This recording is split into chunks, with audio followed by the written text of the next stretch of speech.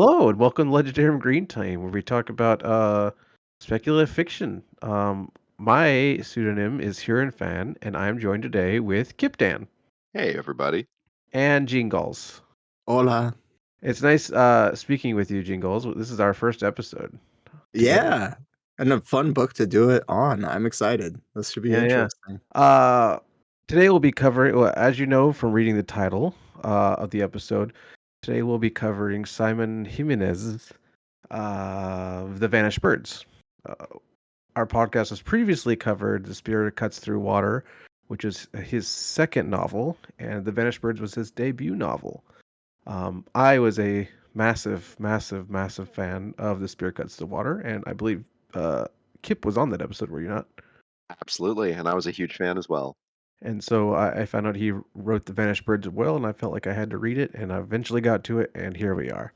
Um, I don't know, where should we go And from I was there? told it was science fiction, but I didn't believe it until I started reading this book. Why is that hard to believe? I don't know, because the Spear Cuts Through Water was such wonderful fantasy, Mhm. and I feel like authors often don't genre shift that hard in two books. This is pretty soft sci-fi. Sure, I It's space mean opera, so I mean, that's closer to fantasy than it, a lot of it's other. far future sci-fi, That's yeah, Yeah. not that far. It's only like but 1,000 it still years, yeah. has space elevators, space stations, pocket space with weird gunk that drips off of the wings of the spaceships.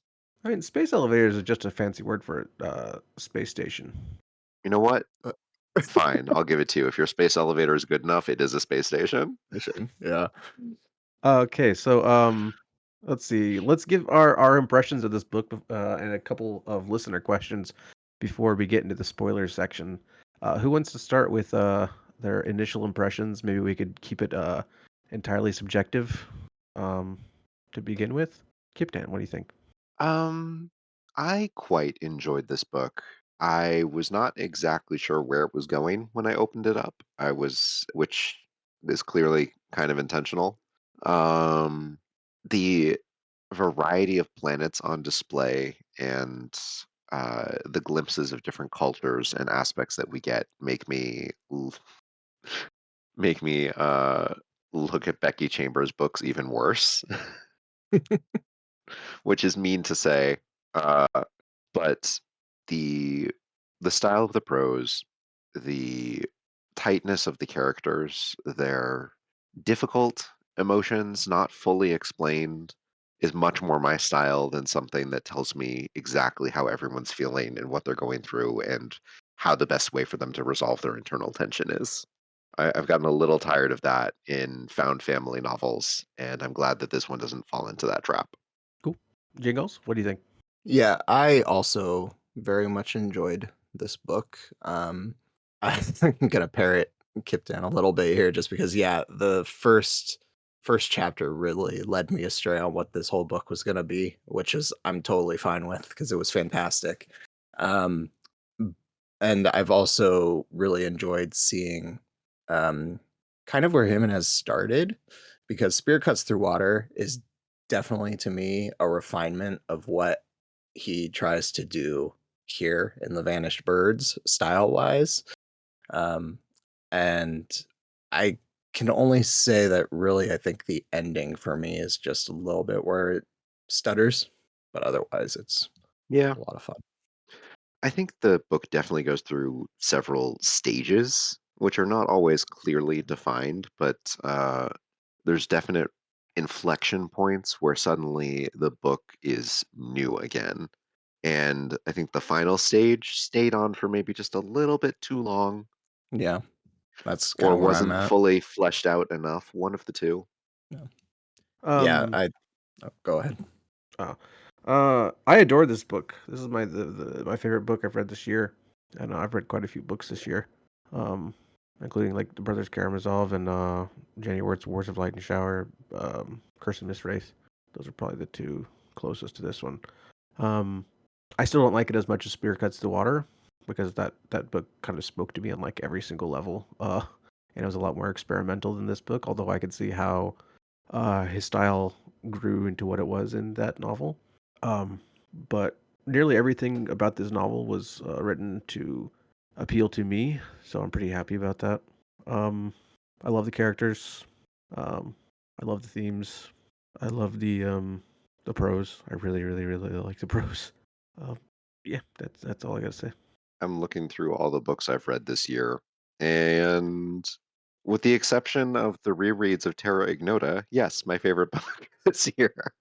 Oh yeah, I also read Perhaps the Stars this year, Okay, and I was if wondering if you listen to Perhaps the Stars episodes, which are coming out sometime, Kip, um, Sometime. you'll understand how much I like that as well. So, no knock on this joke, but Spirit Cuts to Water is just a little better. Spirit Custard Water is definitely better. yeah. But he does some wonderful things with stream of consciousness prose at various points in this novel, which I can definitely see as like a sharpening point for his work on Spirit Custard Water. Yeah, I especially in the end, his like, well, I don't know if this counts as a spoiler, but just kind of using omniscient narrative as well to kind of just flow through everyone's, uh, very intentionally using the word flow to get Yeah, through everyone's perspectives as they move through the story and progress it. It's really good. I would not call this stream of consciousness.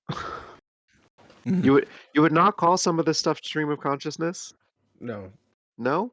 no, I would not. Okay. Okay.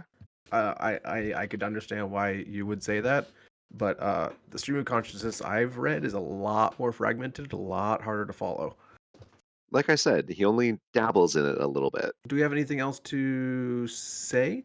Maybe we should go through some objective uh, It's science fiction with descriptions. spaceships. Yeah. Yeah, And state. space stations. It's takes place over 1,000 years. It has multiple POVs and it moves in between those POVs, but sometimes between sentence and paragraph without breaks. Um, it's a found family story. Yeah. It's very queer. hmm And it's Um, incredibly bleak. bleakness is in the eye of the beholder. Yeah. Yeah, that's not I don't think that's I an guess you don't think objective that's statement. objective? I don't know. I feel like it. Well, okay, yeah, it doesn't have to be, I guess. It tells the story of genius and uniqueness, Explores themes of capitalism, colonialism, dystopia, death, love, slavery, human love, trafficking, um, identity, self, um, memory. adolescence, Adolescence is a big one, yeah. Um, loneliness. parenthood, adoption. Anything else? Should we go to listener questions then? Oh, and cult of celebrity. Very much. You want to talk about that one? I didn't consider that one. Yeah, let's get into Um, some listener questions. let's see. We have 4 questions, and 2 of them we could talk about non-spoilers. So I'll start with that. Um, how does it fit as his debut novel? I already spoke about this a little bit, but this is one of the best debut novels I've ever read. I agree. Yeah. Fantastic debut novel. Anyone should be proud to have produced this, Um, let alone Yeah. first. yeah, like this dude obviously knows what he's doing. um, thematically He's and got a voice. stylistically, he's got a style, and Yep. he improves on it. But yeah, it's clear here, and it's done incredibly well. Yeah, I have a hard time believing this is gonna be a slow read for anybody just because of the way that it's built and structured, and um, It's not that long either, is it? it's not very it's only about 300 and well, 400 pages. It's not super Um, long, but I can see people getting stalled out in the first chapter. you think so? Oh, Yeah. I I was rushing through that well, not rushing, but I was so captivated by that chapter. I loved where that was going. I'd like to see how people respond to the rest of the book. Like if somebody really clicked with the first chapter and they didn't like the rest, or vice versa. I like the whole thing. But yeah, the first chapter's different. He does it again later. Yeah. I did read up a little bit on the origins of this book, and I guess that first chapter is a standalone short story that was It felt originally like it. written. Yeah. And then he built off of that. So yeah, it is a weird um yeah, I can concede. It's definitely a weird way to start a book, but Y- I think part of the weirdness is why I was so drawn to it. I was like, this seems like we're going a direction I'm not expecting. I don't know where to go from here. And then keep going. Agreed. You hear stories of authors write a short story, and then people are like, "Well, we want more," and then they expand that into a full length novel, and I think that's kind of what happened here. There's so many little things that could be expanded in this work. Um, like so many little aspects of world building that could have been a full novel. And I'm very happy with the one that we got. And I don't think there needs to be more, but there could be a whole separate story just on, say, like the post vanity movement. Yeah, I'd like to hear Steven Erickson's thoughts on this book. I think he would really vibe with it pretty well. Seems thematically something that he's also interested in. Yeah, that'd be fun. I bet he'd like it. Yeah. Um, Next question that we could do now is from Lady Sweden, and she says, "How does it compare to the spear cuts through water, and will the same reader like both?" Um, who wants to go with that first? I already spoke a little bit about this. I think that the same reader is not necessarily like both. Uh, it, but I will say that someone who enjoyed the spear cuts through water for his use of prose, yes, likely will enjoy both. Someone who likes spear cuts through water because it's a love story might not. Yeah, I think we've all kind of suggested this in one way or another, but I really like the prose, and I do see the touch-ups of that style from the first Yep. book, from Vanished Birds to Spear Cuts Through Water. I'd also say that both books emphasize what their genre does pretty well. Um, so if you're not a huge fan of sci-fi, this might be a difficult approach, because it's not the same as the kind of fantasy. It doesn't have the same type of benchmarks that the fantasy book has. No, but it still That's has the interpersonal relationships. Yeah, well, absolutely. well put. Yeah, the Spirit Cuts Through Water feels like this prose style, but like squared, kind of like how you see some authors really lean into their style as they get, more and more. Like, I'm really interested to see what maybe Jimenez does with his next novel if he writes one. But yeah, if you really enjoyed it stylistically, maybe don't enjoy it, don't expect it to be as quite out there as the Spirit Cuts the Water. It's more like that, but a little more reserved. If Yeah, you're into space opera, check it out. If you like the relationships and the emotions from Spirit Cuts to Water, check it out. But no, Spirit Cuts to Water is a lot more meta narrative, and it has like a, a story within a story, and inside that story, there's a stage play, and what we're actually watching is the stage play, and it's very mythic and high fantasy, and this is not that. yeah. If you like the Empress of Forever, check this out. All right, so anything to say before we get into the spoilers? Yeah, I think I Thanks don't think for there's that. letting me finally read this book with a goal and a timeline. Sometimes you just need a little prodding. I need it too. Sometimes you just need a little prodding, and I'm very happy that this happened because I thoroughly enjoyed this book. I'd give it Yeah, 4.5 stars easy yeah. I gave out of it 5. 4 stars only because Goodreads only lets me give 4 stars. But I yeah, also gave it 4 because I'm very stingy with my fives. yeah. But yeah, you're kind of on the same boat. I really loved The Spear Cuts Through Water. It was not the type of love that necessarily drove me to go reach out for this right away. So I'm glad that I had the opportunity to read it. Um, and I think now when I see Simon's Jimenez's name come up, gonna be Mi- that book Might be will an be auto buy. purchased. Yep. Yeah, definitely. Cool. All right, so you've been warned, spoilers from here on. What do you want to talk about first? Maybe we should do the rest of the listener questions, or should we wait for the end since let's do that. All right. Chesky asks, where did the birds go? The I, birds I think died, man. The to birds all Yeah. answer died. this Everything beautiful and flying in this world dies. They just died, and they have space stations to replicate some of the favorites of the people who have the most money. well, I think to answer this question, we first have to answer what are the birds? They're the beauty that Fumiko found in avian wildlife and then allowed to die off in when Earth fell into pieces. But they are also all of the followers of Fumiko. They're the Is people that that it? she has collected. And I mean, one of them is our lovely flying, soaring acquisition. How dare you call him that? Yeah, seriously. Wow. We haven't even announced his name in the episode yet. You start with acquisition. Oh man. I I hate it. I hate it so much. Uh it's it's a dehumanization of this lovely little boy, and it's pointed, it's preachy. It's a little over the top in how it announces and keeps using that word.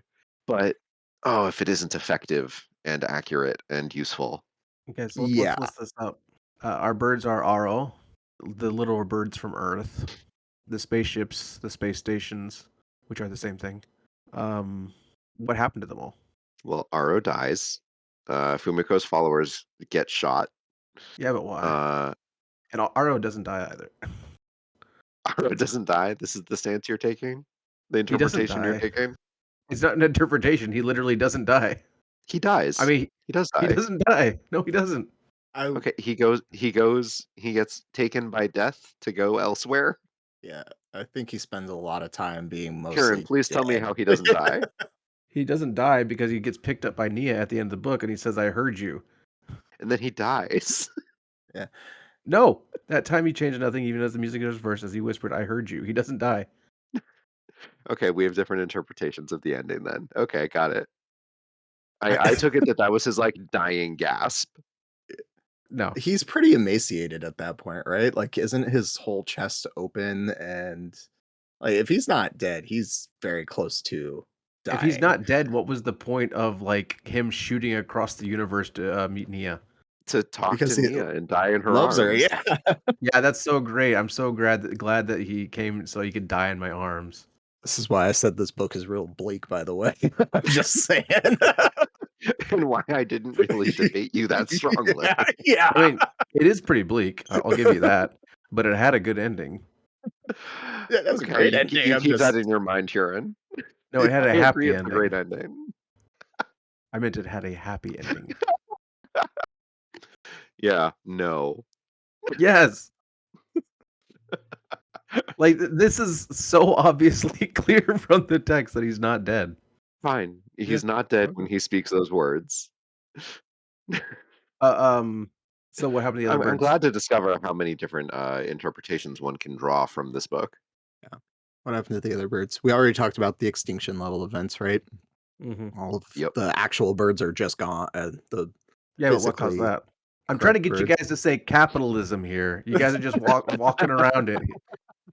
I've said, or maybe we Capitalism weren't killed Aro. recording yet. Capitalism killed Capitalism. the Yeah. birds Be- on Earth. because Capitalism our killed all of her Fumiko's birds. Capitalism killed the freedom, the spirit of freedom inside the ship's captains and the people flying in the outer space. It kind of just killed everything that was free about humanity. and it killed Aro because Vela turned him in. Yep. No, Aro lived precisely because they took down uh, the corporation Umbai. But okay, let's get real graphic about this real quick. The boy's chest Umbai is got ripped taken open. down. Yeah. I think one station of Mumbai got taken down.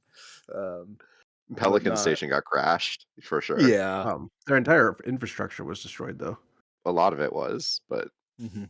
I don't Well, know I about mean, entire. by that time they had a system of based on his jumps for 15 years. Yeah. Yeah, but it's not like they didn't know it was going to end. They didn't know how catastrophically it was going to end, but they knew they were killing him. Yeah. I think if we're going to talk about the capitalist angle too, the idea of um, completely using a resource, completely using one resource to its absolute fullest, and also not creating an infrastructure around that one resource that sustains it in any meaningful way. Like, yeah, their entire infrastructure got destroyed because they removed a guy from a cell.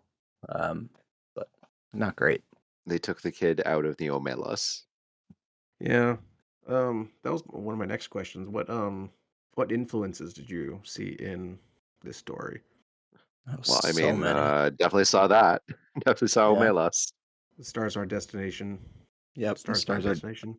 stars my destiny. I don't think this is an interesting response to that book, and I don't know if it's actually intended to be, but um, I I don't. Is jaunt a popular term to use for this particular type of travel now? When I hear John, the only thing that I think of is our stars our destination. Same. And Stephen King. I think of the Long Earth series. I don't know that one. Yeah. It's Stephen Baxter and Terry Pratchett, or no, not Terry Pratchett.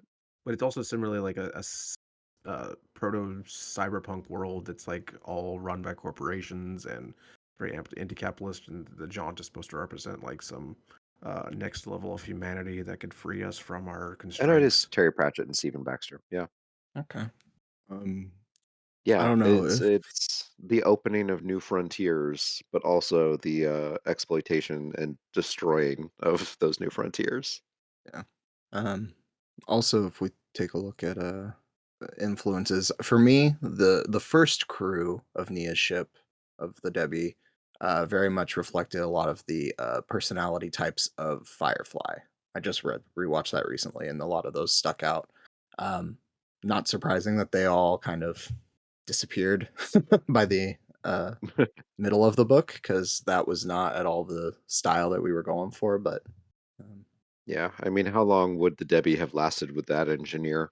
not 15 years, not even 3 years. That's how much Mhm. we actually got, right? It was like 4 years.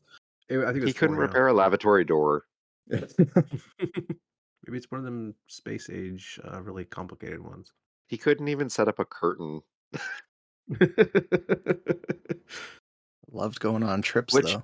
like, honestly, I do think there was some, like, subtle supporting text that the reason for the inadequate repair of the lavatory closure was for peeping purposes. Yeah, I could see that. Okay. Because wasn't it was it Sonia or As Nurse who Sonia, complained that every time she had to use the bathroom, like, the engineering vent clicked on and the curtain billowed out and he was walking by? yeah, I see. yeah. I didn't catch that. That's cool. That's pretty good. I was wondering why that detail was in there. I remember reading that though. Yeah, the subtle workplace harassment on a long haul ship. Like I said, Um, there's so many little details in this book that you can just like tease at and unwrap. so we all agree that this book is a critique on capitalism, right? But Sure. Oh, yeah. I, Yes. um, I want to make the argument that it's not a mindless, just stupid critique, and that there's a lot more depth there than normal. Because, for example, the people who are complicit in this system are humanized, and the the potential, for example, just like in the story of Omelas, right? So the story of the child being tortured at the center of the civilization, and all of these people can benefit from that. And the people like you and I and all of us are still benefiting from this terrible system that's exploiting workers, but it's at the same time doing a lot of good. And the ability to harness the power of Aro is um, what's the word? It's bringing people together in a way that they couldn't otherwise because of the space and time that separates us all. And Yep. the book is largely about loneliness. I'd say that's probably the biggest thing in my opinion is loneliness and separation and the connections that bind us. Yep. Um, and his power, even though like this is obviously evil, it's put in an evil light, and the corporation itself is evil. But it does allow people to travel instantaneously, and It maybe does a lot of measurable good. yeah, Mhm. Measurable and immeasurable good. and the people, the bussers, like they only have jobs because of these reasons. Um, because of the corporation, Nia, for example, was able to have a job. Um, Yeah. and what, Yeah, it's even all though the she had to corporations. uh it's all their benefit, her job. It was all for her good. I'm just saying it's complicated.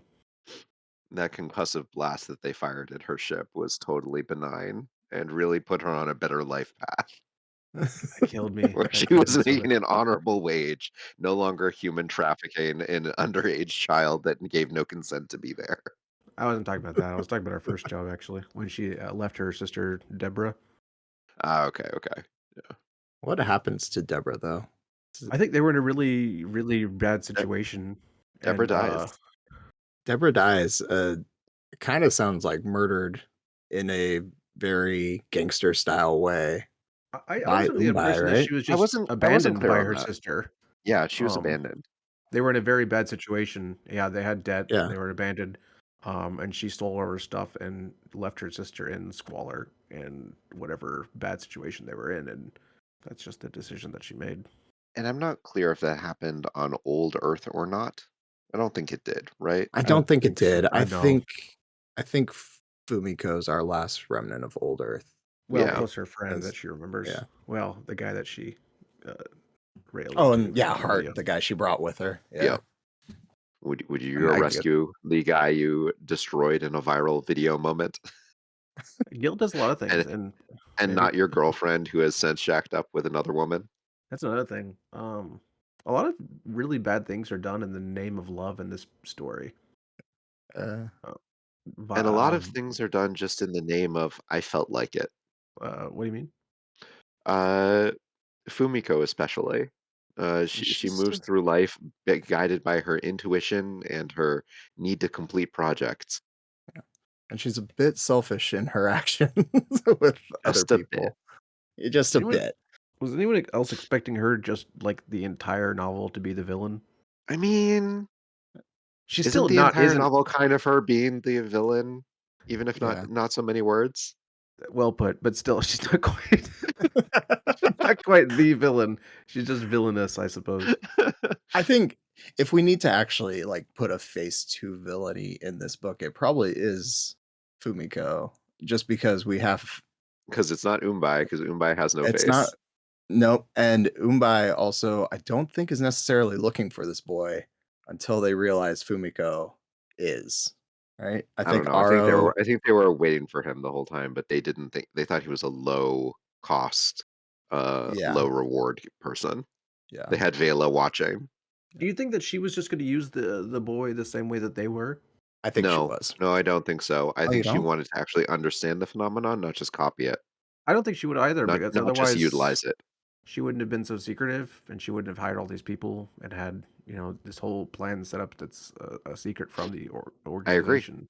I completely agree. I think Fumiko thought that she could set up research for research's sake, or at the very least, research that would work on a time scale that she dictated and not one that Umbai dictated, because I think she was fed up by their short sightedness. But I don't know if her I don't know if her research would have been more necessarily more humane, right? I think she was looking for a way to have Aro trigger his jaunting, and she knew that she needed maybe some sort of empathetic link to do that. Yeah. But she didn't want to do it herself. She wanted someone else to do it. I Um, mean, would you and trust sh Fumiko around a small child? No, but I don't see necessarily Fumiko not trusting Fumiko around a small child, I right? do. I do. I think she knows that's not her place. Maybe. I She has people for that. true. Little birds. I think if Fumiko researched, yes, the jaunting probably would have had a more sustainable future than what they were currently doing with Aro, but I don't think it would have been like necessarily good. And I don't think the state of his being would be much better. I'm also going to push back on her being the face of the villain in the series, because She we, rescues we him, kind of, she rescues him. Um, kind she of. punishes she punishes the betrayer for their betrayal, and the people that she places inside the ship are loyal to her, and we like those people, don't we? I don't know. I was I never fully attached to any of them, particularly, except Sartorius Moth. Sartoris right. is. Yeah, I Who was about. Yeah, you better not speak bad about Sartoris. of course, yeah. But he's actually a POV character. That's which helps quite a bit. Hey, um, Roiven is a POV character when he dies. oh, very briefly, yeah, for like 3 Yes, pages. I liked him I too. but we think don't get M. we don't get M. I think we do actually get this is where the We style get can get Vela. a little tricky. Sonia, we get very briefly, yeah, at the end when I they're think trying to save so. Aro Yeah. from Vela, Yeah. because we get her saying must protect the boy. Yep. That's Sonia, right? Yeah, Yeah. We get her death scene. we do get her death scene. Ugh, poor Sonia. Basically, I didn't trust any of the crew until I guess halfway through Sartorus's chapters. I just kept I thinking knew like one these of people are them plants. was a Um, problem, and my money was on Vela. So Yeah,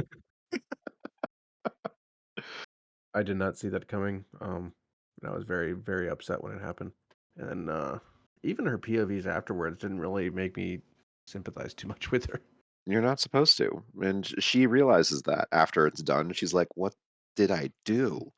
yeah. Why did I Yes choose and to do no, this? because even when she's on her way to meet with Fumiko, all she's thinking about is like making excuses, and she's unapologetic, and all she was thinking I about don't is know about herself. that. She tries to be unapologetic, and she tries to put it all in the light of her and Fumiko. She tries to forget about this boy, and she's fairly successful at it. But I don't know. She still tries to kill herself over it first, and possibly repeatedly, but knows that it's unlikely to succeed She was unless she practicing actually the makes an speech that effort. she was going to give Fumiko over and over again uh, I in an mean, attempt in her greatest attempt to manipulate her if into feeling bad for her. do you think you should show up in front of Fumiko without a plan of how to speak, or do you think you're going to just get bowled over by her? I think if you want to come off as Turns out genuine, she you needed a should do self-defense plan. it. A very solid one. It came off as unapologetic and lacking Oh yeah, genuinity. she is vindictive to a degree that is unsupportable. But I mean, she did get used and molded and shaped and elevated by Fumiko, all for some physical attributes. Yeah, her style isn't even her own. And she looks like someone else and it's meant to Yep. play a role. Yeah. And then Fumiko's like, you were much more beautiful than Dana was." She couldn't see it because of her stupid girlhood crush. Mm.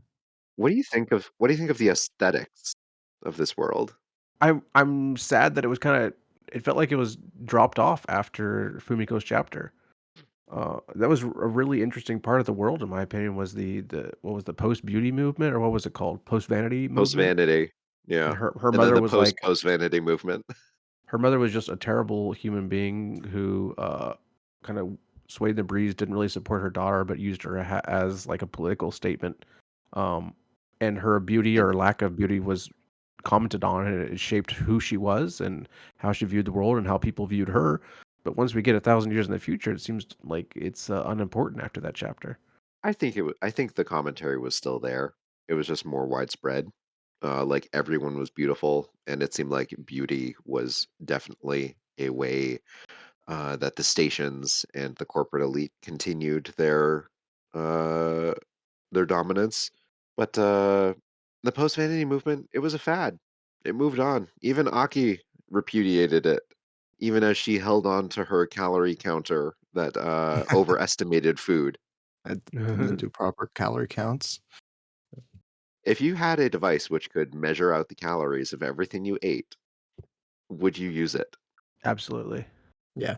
I mean, I already count theoretically how many calories I'm burning, so would happily. Yeah, I don't know Okay. why anyone wouldn't. Okay. Yeah. I don't know. You don't want to know how much you eat? Like, the only reason I stopped calorie counting was because it was a pain in the ass, and, like, you gotta look it up, and you gotta think about how much you ate, then you gotta write it down. Like, if you could have something that tracks that for you, and, like, you got a record and a history, and it tells you exactly how much it is, yeah, hell yeah, that sounds amazing. It does Yeah. sound useful. But I don't know. I don't know if that's a healthy relationship with food. It's definitely not, but I would still do it. Wait, how is that not a healthy relationship with food? Like, it's Kieran, you're literally too telling you functional. Yeah. that sounds like the most healthy relationship you could have with food. "Hey, this is what you need," the No, a absolute healthy optimal relationship amount with of. food is you just eat the amount that keeps you healthy. And you don't have to stress about it. You don't have to think about it. You just do Yeah. it. Yeah, you're and if taking you have an additional app steps that here. tells you exactly how much it would that's so optimal. That's, like, literally the optimal thing you could do. Uh, Especially if it's not okay, just calories and it tells you, like, vitamins and, like, stuff that you need. Like, "Oh, you don't have enough, like, zinc. Okay, have some more zinc in your diet." I don't know. that would be useful. I would love that. I would love a vitamin counter, and then it Okay, can put the I excess like in you my as have a toothpaste or this amount something. of carbs and this amount of fats and these kind of fats. That God, I would kill for that. And, yeah, that would make me a much healthier person. You guys are insane. I don't understand that.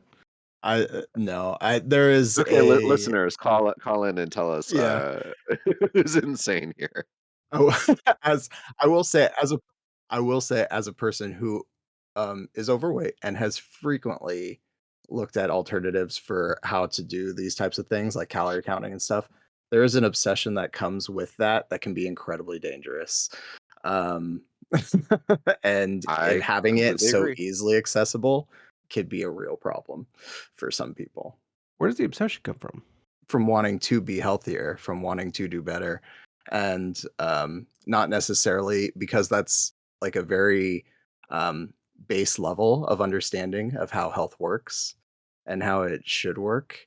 Um, so the results are not always going to be necessarily what you're expecting. So you could count your 2,000 calories or whatever every single day, but you could see no results fast. And if you are not seeing them at the speed you anticipate, then it becomes an obsession where you monitor and you keep monitoring, and it becomes a hyper focused thing that is And you dangerous keep for some people decreasing your emotionally. number of Yep, allotted calories. yep. Okay, I see. I've done that actually. It can yeah it can tip very quickly.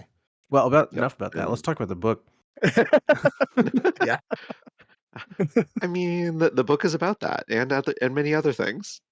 And the book puts us in direct contrast with the people who count the calories, with the people who produce food and maybe don't have enough food to get enough calories to keep them healthy, and What maybe does that produce about food of only one kind, uh, which resource doesn't meet worlds? all of their nutritional or edu- what would you call the need to not eat the same thing every day? What kind of need is that? Is that a social need? Is that a I don't know. I'm guessing it's something Koreans don't have. entertainment? And Koreans A have little a lovely luxury. variety of food. What are you talking about? They eat kimchi literally every meal. Yeah, well, you can have one perfect thing at every meal, just like I can have Parmesan cheese at every meal. It's fine. What are you eating Parmesan cheese for breakfast with? Parmesan cheese. Okay, cool. Oh my goodness. It is a raw perfect food. Uh, but would you have duba seeds all day every day till your hands are purple? Yeah, that can't be healthy. Yeah, I need to understand what the duba seed actually does. This is where like the very soft sci-fi comes in, right? That I was don't for think It's a food. making It's ink, just a yeah? food item. it's just a food I thought it item, was for but it making seems ink. No, the eels were for making ink. The Ah, duba yeah, seeds were for making like pastries. yeah. But it's like one of their highest exports, right? Because they have multiple planets that are It's super sweet. seeding duba It's lovely. seeds. It's tasty, Yeah. but only when it's been like fermented or something. The raw mash is supposedly not super sweet. It's more potatoy. do you want to talk about any criticisms? Criticisms. Uh, I mean, all I'm thinking of right now is the failure of the cold stasis units and the side effects, which is not a criticism at all. It's something that I loved. Get that brain running again. Yeah, I really like that Uh, a lot. How you could compare and contrast Fumiko and Sartorius and their, I guess, fugue state and their inability to come back from, I shouldn't say, yep, just their memory issues and how that ties into their identity. Sartorius's journey reminded me a bit of Charlie from Flowers from Algernon, which I read today after finishing Vanished Birds. So that's on my mind. really. Yeah. Well, yeah, because he just couldn't remember anything, and he was struggling, and he was feeling incredibly sad because he realizes that he used to be able to do something that he can no longer do anymore, Yeah. and then like He his needed a struggling memory to drive. his struggling to learn how to write again, for example, and yeah, that hurt me. That hurt me. Imagine if he could remember in perfect clarity his brilliant days. Would that be a blessing or a curse? Yes. See, another thing this book just throws at you is okay, we have these people who are losing their memories to cold freeze, and we have these people who are stuck in their memories of days gone by. And then, like, moving on, now let's talk about suicide. Yeah, what are all the suicides in this book? We talked a little bit before it started. It was Vila tried to kill herself, but she was saved by the drones. She couldn't. She literally couldn't kill herself. The doctor Well, she Rydra. couldn't kill herself until she decided to go up against Fumiko. And that's Yeah. Oh, she essentially the same thing. she she didn't think she was gonna kill herself though. Fumiko was given the Uh, choice not to kill herself, and instead channeled that hate for revenge. where she still committed. Yeah, revenge, suicide revenge. Revenge by Yeah. suicide. Yeah. Yeah. Um, Roy Van. Yeah. Um, Roiven killed himself and possibly saved Nia's life in doing so. We have no way of knowing. yeah, how much longer Possibly after saved Nia he and Sartoris. and I Sartoris. I don't think he did though, because Look, any one less breath of air might have been the difference for those two. they had 3 weeks of area. They had 1 month of air, and they were down to the last air canister that they had. Yeah, okay. He gave it to Which Sartoris, and then he killed himself. Yeah, that actually works even better. So yeah, suicide by sacrifice. Yep. mhm. He was a doctor. Um, He made the call. He did not need to end life at any instant before it was basically a foregone conclusion. He waited for rescue, and then when it was either suffocate or and like chance not waking up himself or the same or at all, or but going out in agony and suffocation is agony. He chose to kill himself with an injection. I think I'd probably do the same thing. Any other Sartoris had suicides? the last air canister, didn't feel comfortable doing euthanasia on Sartoris, so didn't, and let Nia slowly asphyxiate in Aro's room. Gave her the option of the needle as well, but let her do her own thing. I don't think Roiven actually made any questionable decisions during the entire book. Everything seemed to be fine, other than maybe some of the early conspiracizing. Okay. He did sex too loud. Oh no! Excuse me if I don't put that on the same level as the rest of the people's mistakes in this book. As You yeah. said he did nothing wrong. I honestly refuse to believe that that is a non-relative wrong. In a very tight space that's already Loud admittedly too sex loud. Yeah. loud sex is a social convention. It is nothing else. What? So breaking social conventions is not wrong? I I think that they could have formed a different society, and they did. I'm not gonna get into that. Um, are we done talking about suicide? No, because we have the performative sacrifice of Vela. Uh, we have the refusal to commit suicide by both Aro and Fumiko for different reasons. Yeah, he chose not to kill himself, just like at the end of the book when he Yep. chose to go to Nia and didn't die.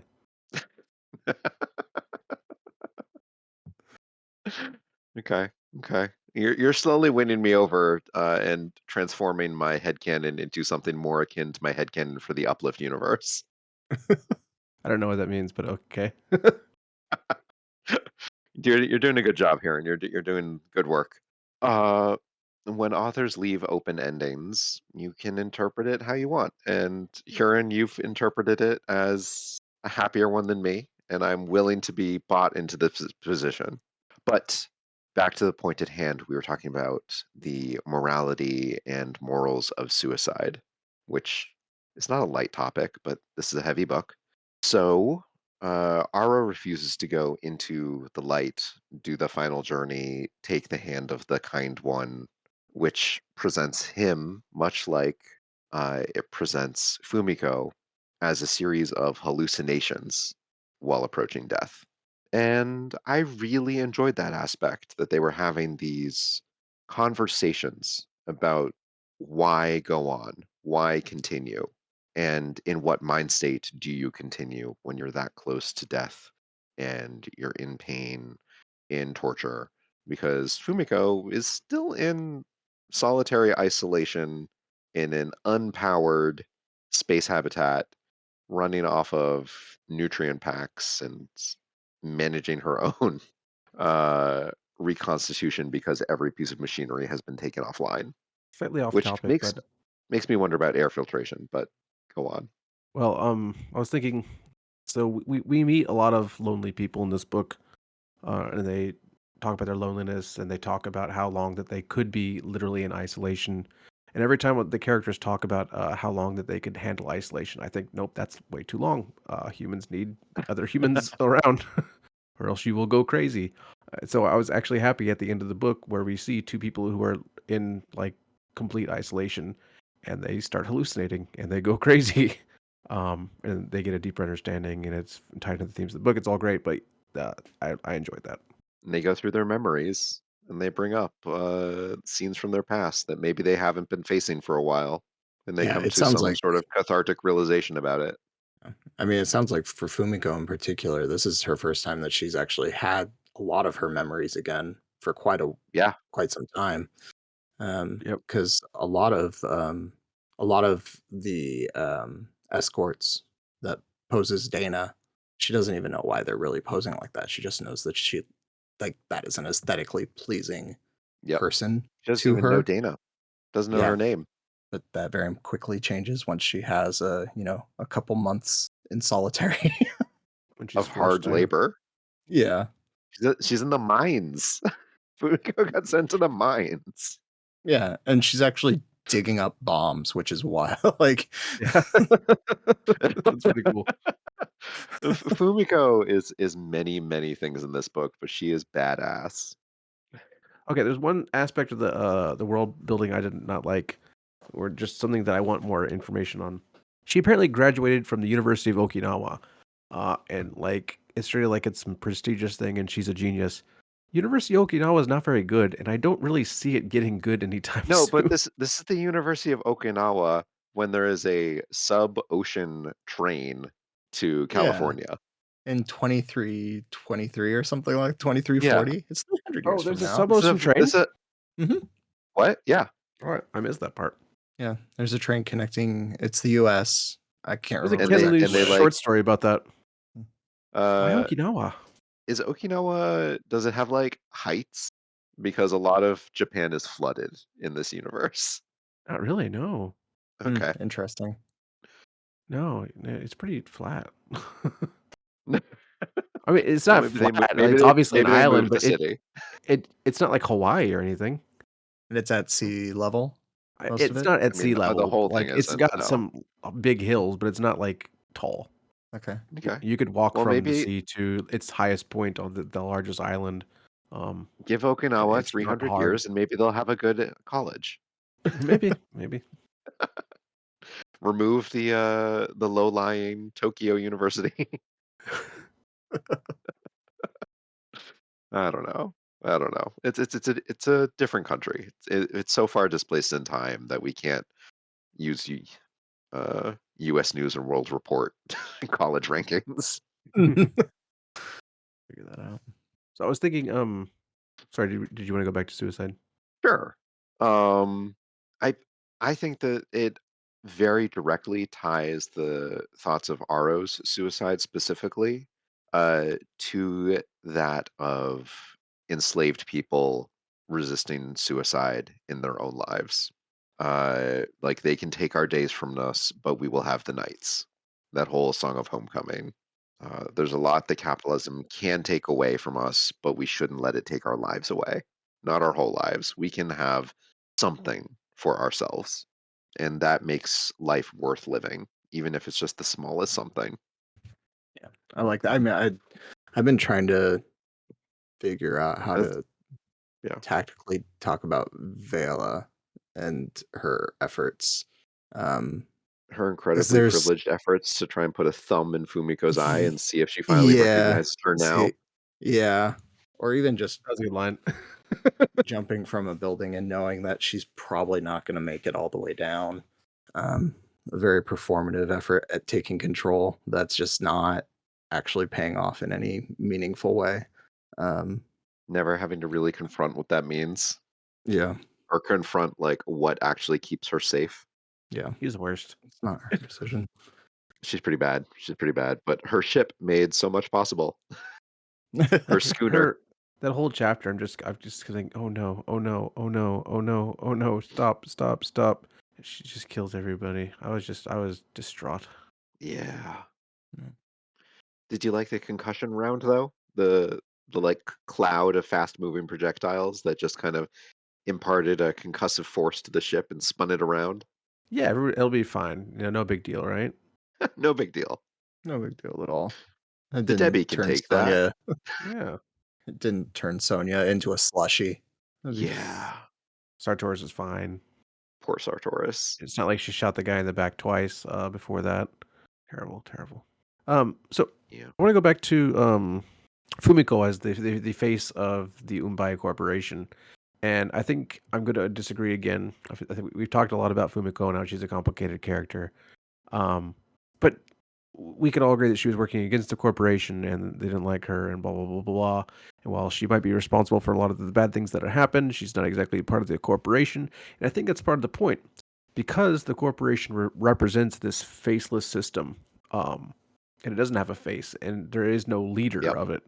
And that's what makes it so real and so scary. Yeah, I think I want to clarify a little bit. I do not think Fumiko is necessarily the villain in this story. I don't really know if there is one except for like Umbai generally.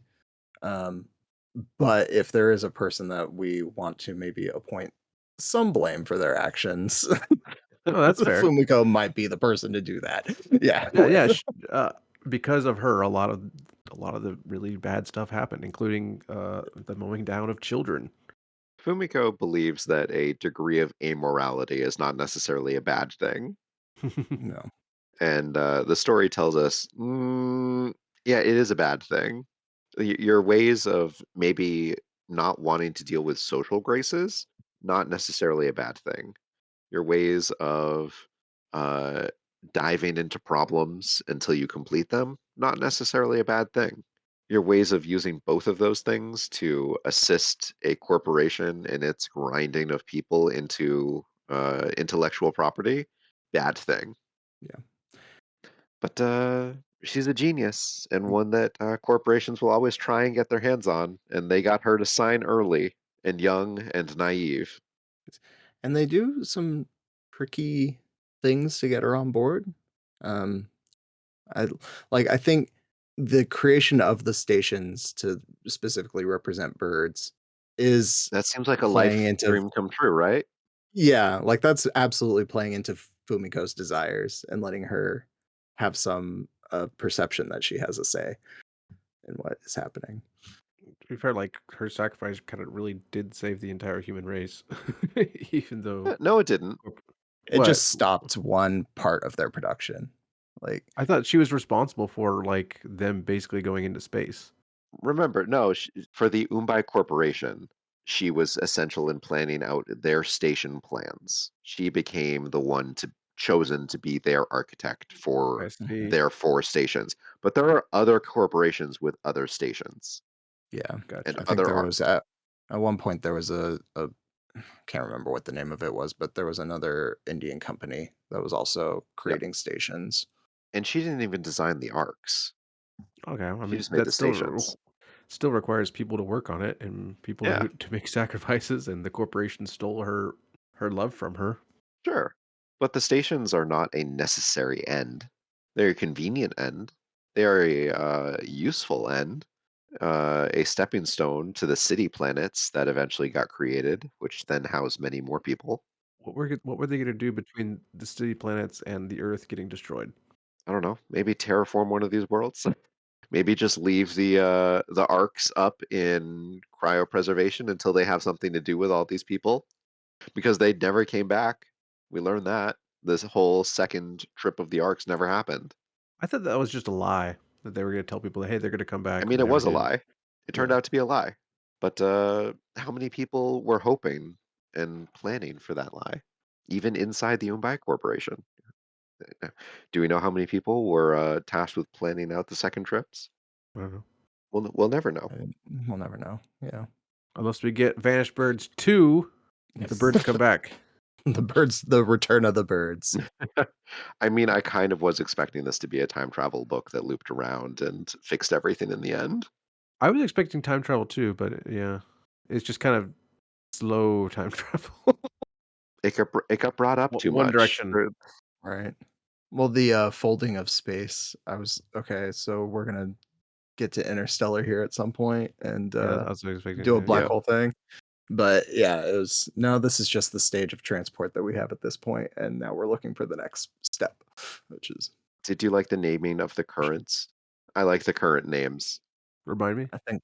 Yeah, I think I'm blanking on them right now. Like the vivacious current or the wrathful current, or they all had adjective names. That's cool. Funny. I didn't catch that. I did not catch that. Huh. The diffident current. I that's the one that she explains to Kata or Kata? Yeah, Yeah. that's one of the Explaining ones yeah. that forms the trade route to Umbai 5. Yeah, the time separation. Oh, it's a beautiful idea. I really like books that this isn't exactly relativity, but it's similar to relativity in that and Interstellar and the times that separate us and becomes a metaphor for Yeah, like real yeah. separation and isolation and all that. So yeah, I like it, but I don't have much else to say other than How that. much did it hurt you that Aro's last jaunt was to Odin? Because to me, I'm primed to immediately hate anything where there's an exploration of a young boy's sexuality, and then they immediately get punished forever for it. Sure. Um Well, he'll have more after the book's finished. But You haven't completely won me over to the fact that he lives. okay. yeah, I think maybe to some criticism of the book, I was not totally contented with Aro's jaunts being so quickly Weaponized.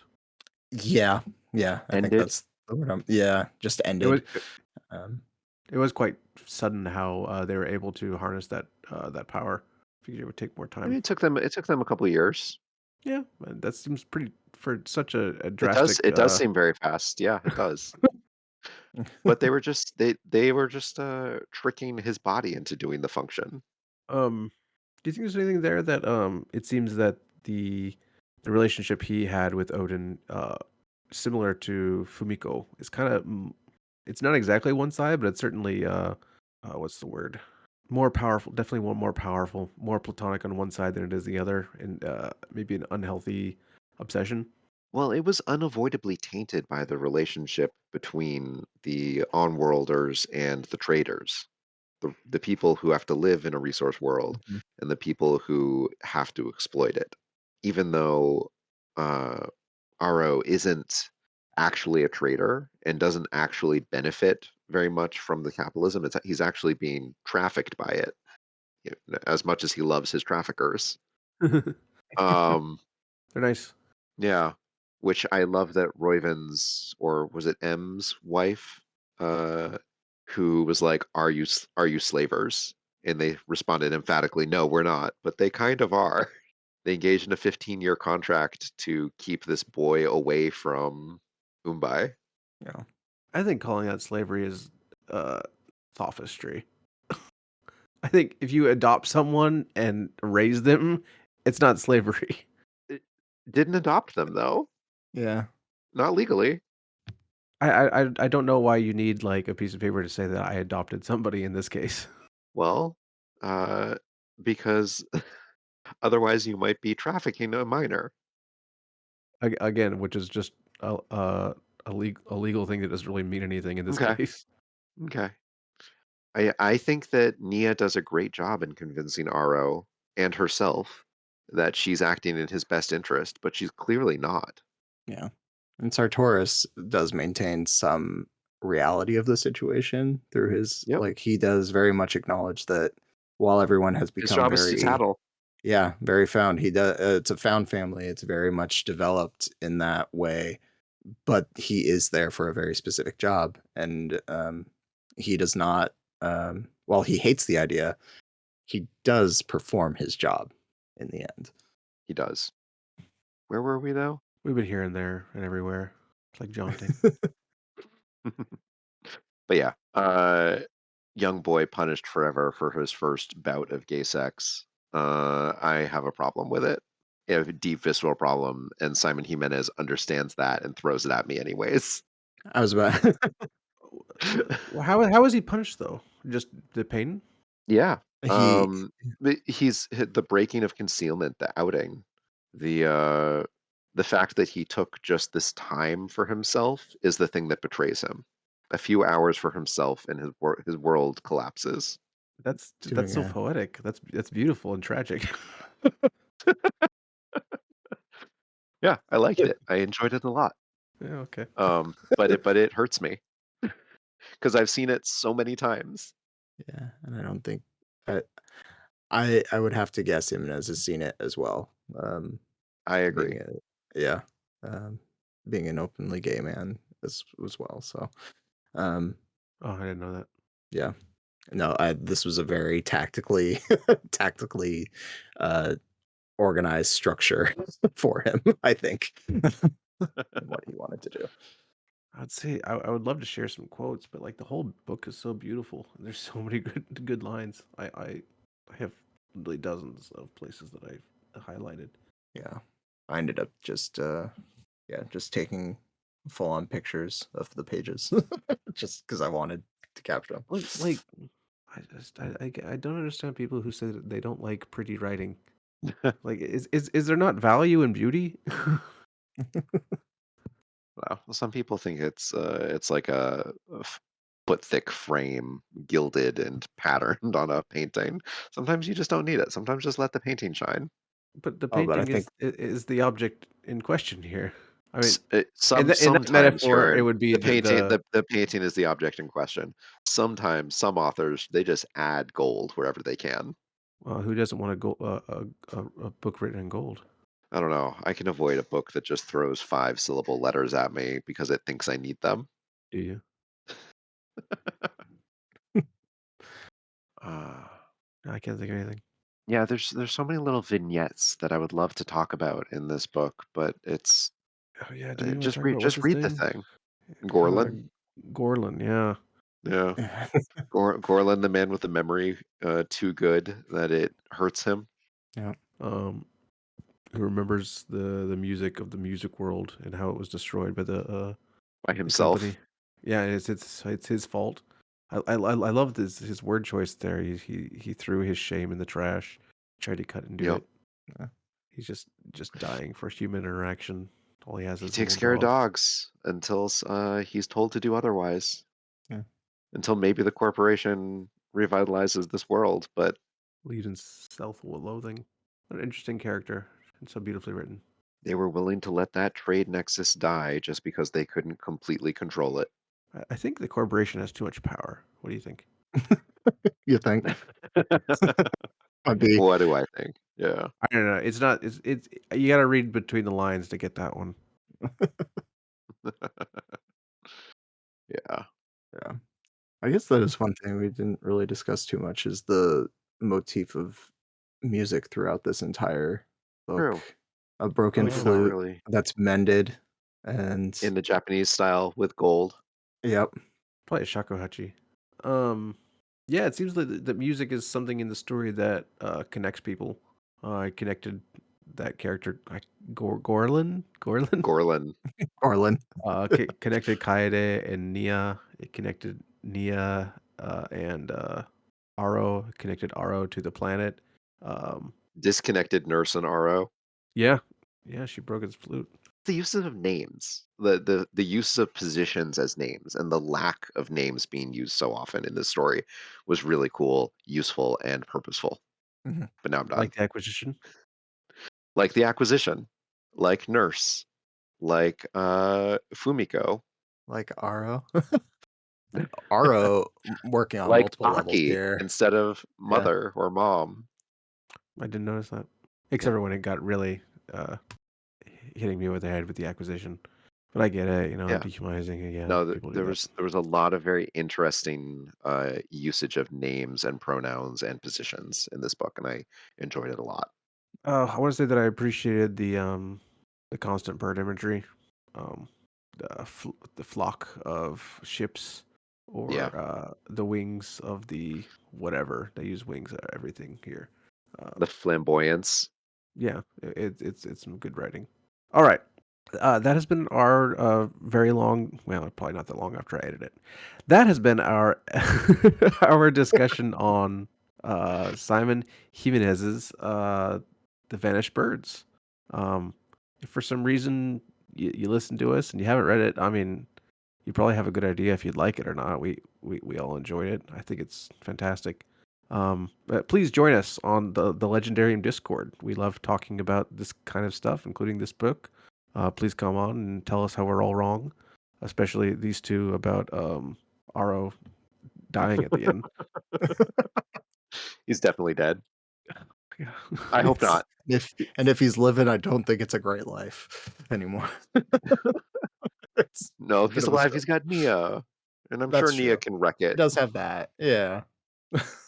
So yeah, please come on, and if you think he died at the end, just don't bother showing up. Dang. Rude. Yeah, our intro natural music is Galactic Damage by Punks. Thank you for listening. I'm Hurin Fan, and I got Kipdan and Jingles with me. Goodbye. Bye. Adios.